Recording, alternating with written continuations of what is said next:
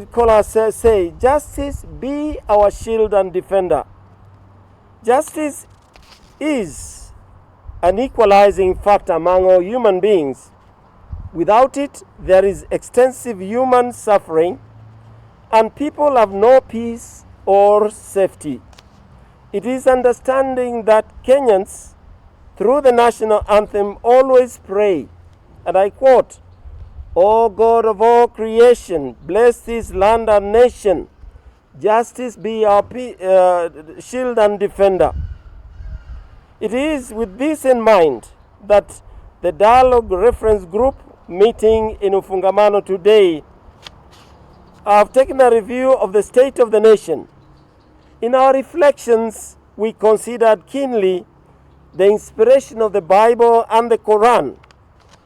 From the Bible, we considered Micah 6, and Micah says, "He has shown you, O mortal, what is good, and what does not Lord require of you.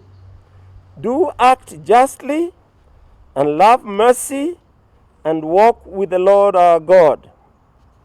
And in our Muslim Quran, it reads in chapter 5, verse 16, "Wherein Allah guideth all who seek his good pleasure to ways of peace and safety, and leadeth them out of darkness by his will to light."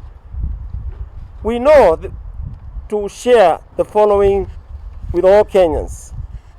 We have several scenarios we looked at in our country as a dialogue to see where is the country Kenya. There are several dialogue group recalls. In July 2018, we highlighted the nation that there were 3 possible scenarios moving forward.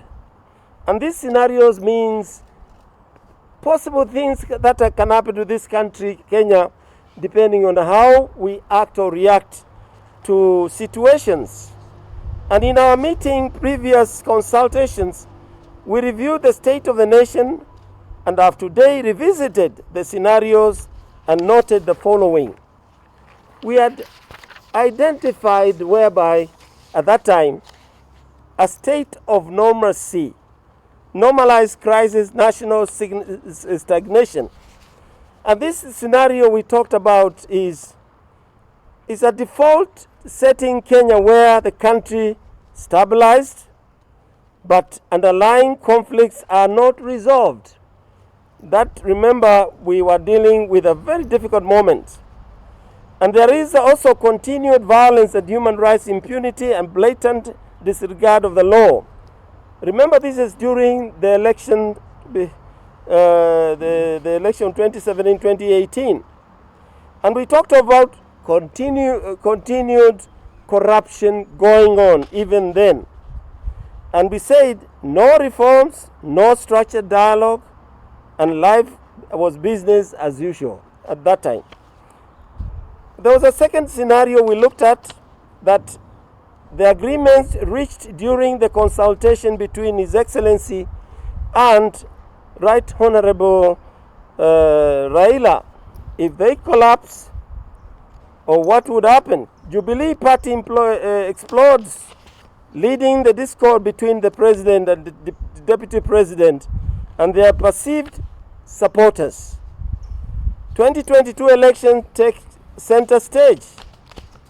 As that takes place, everybody is looking at 2022, and the campaigns overshadow the national reconciliation, which we started then, and development agenda kind of stagnates, complete with ethnic mobilization and negative propaganda.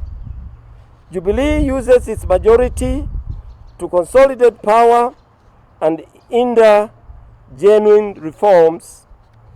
Underground militia emerge, and coupled with continual awakening of social institutions, led to anarchy. Would lead to anarchy. There was a third possibility if we went that route, the route of dialogue and transformation. We said there would be a wide scale and inclusive leading genuine reforms if people engage in dialogue, we see some sectors this happening, but we also know it's limited to some extent. There is a comprehensive identification and solution of underlying causes of conflict among communities if dialogue is allowed to take center stage. Reforms are undertaken in electoral regime to ensure future elections are free, fair, peaceful, and credible. Only in a dialogue scenarios. It is highly regrettable that 2 years later, the country remains in scenario 1 status, while speedingly fast towards scenario 2, which we have mentioned, a relapse to conflict. If we do not have urgent change of heart, and that's why we pleaded change of heart, we risk experiencing the widespread conflict and violence before and during and after the 2022 general elections. We still call upon all Kenyans, and more so the political class and religious leaders, to spearhead the national dialogue process assigned to diffuse the tension of our country. And as a nation, we must always recall that the COVID-19 pandemic has impoverished more than 45% of our nation and our people and our population.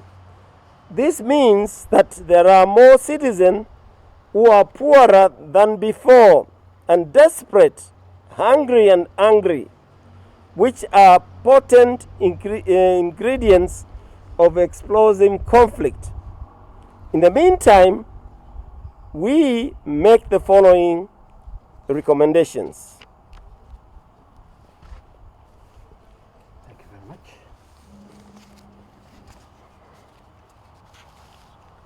Sorry.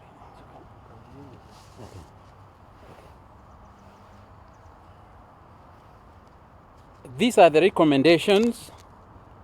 Prepare for 2022 general elections. This dialogue reference group notes that the Independent Electoral and Boundaries Commission, IEBC, is once again suffering from a serious case of leadership and credibility crisis. It is greatly worrying that 20 months before the elections, the 4 commissioners who resigned, they have not been replaced, and the process of appointing a substantive chief executive officer is in limbo.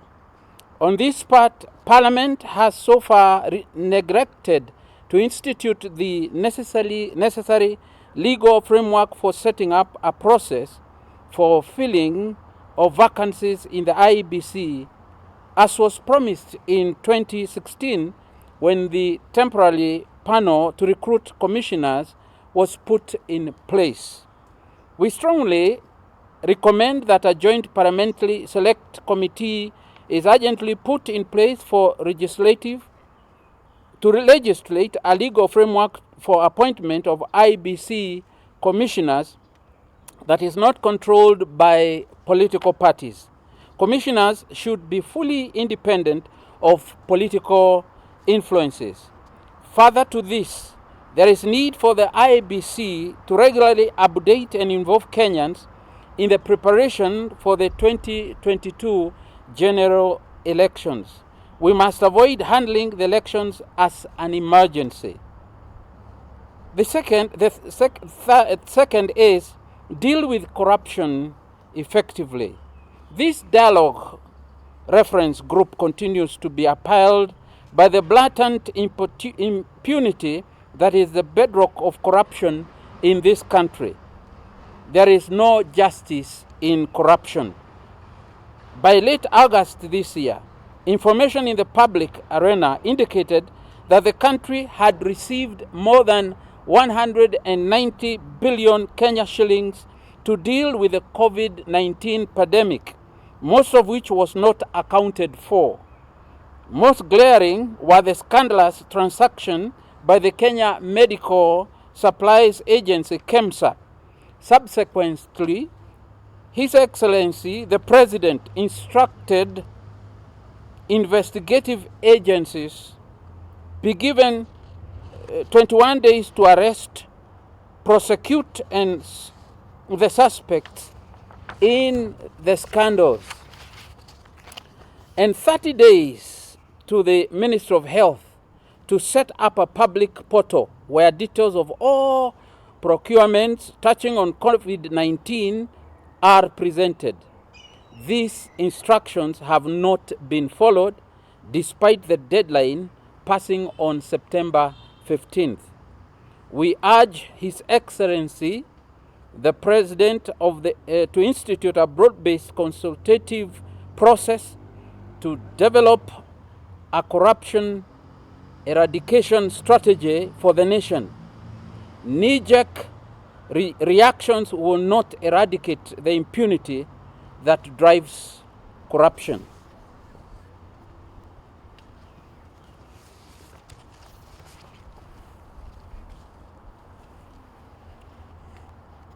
On the proposed referendum,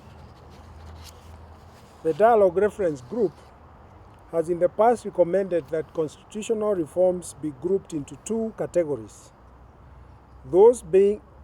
These being those that require a referendum and those that can be instituted through Parliament. We propose that constitutional reforms be guided by three principles. 1, reform should lead to inclusive government, not more government. B, reform should unite Kenyans, not divide them, and should avoid a yes and no questions.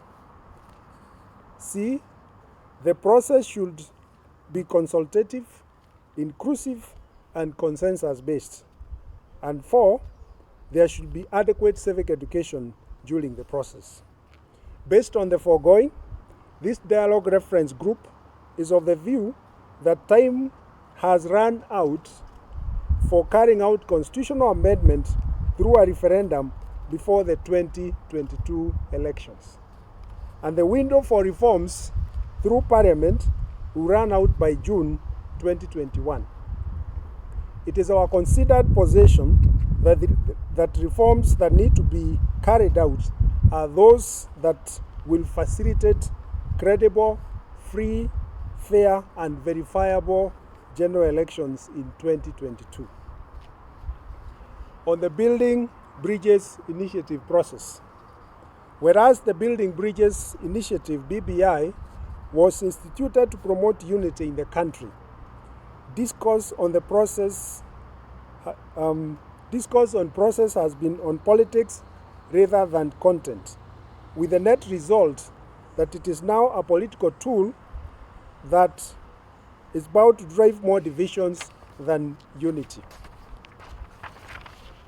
We urge that the report and proposals of the team be published to ensure further discourse on the content rather than the toxic political diatribe we have witnessed this far. Finally, interference with the right to worship. This Dialogue Reference Group has noted with concern the statement issued by the National Security Advisory Council, as a result of which the security agencies have in the recent past been reported to have hindered activities at places of worship. This is not appropriate, and we call for its immediate stop. While religious leaders underscore the need for law and order, we desire to see laws applied equally to all Kenyans so that justice is not just done, but is also seen to be done. On our part, we urge our brothers and sisters who are religious leaders to maintain the sanctity of the place of worship and the pulpit. The sanctuary is a sacred place for the worship of God and should not be used for other purposes. Let us protect the pulpit. In conclusion, we remember that whereas justice is core to humanity and a stable nation, Justice itself is dependent on the truth. Let us embrace the truth, resist those who peddle lies. May the words of the Bible always ring in our minds. You will know the truth, and the truth will set you free. That is John 8, verse 32. May God bless Kenya now and forevermore. Members of the media, we are open for a few questions if you may have any.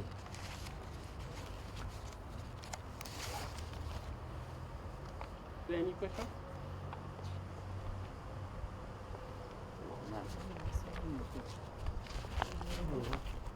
Okay. Good. Thank you very much. Appreciate it. Thank you. Thank you. You get the statement.